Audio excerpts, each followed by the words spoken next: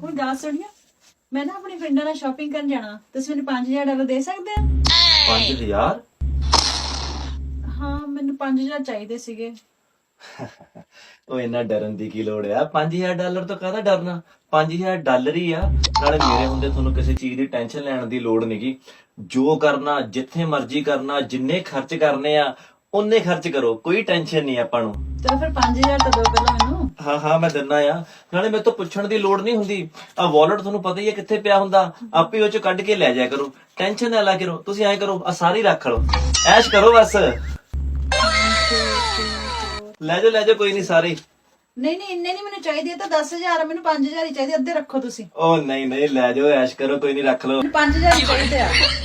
ਮੈਂ ਕਿਹਾ ਨਹੀਂ ਚਾਹੀਦੇ, ਫੜੋ 5000।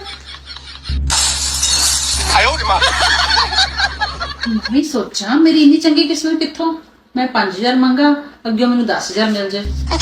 ਇਹ ਨਹੀਂ ਹੋ ਸਕਦਾ, ਇਹ ਸੁਪਨਿਆਂ 'ਚ ਹੀ ਹੋ ਸਕਦਾ।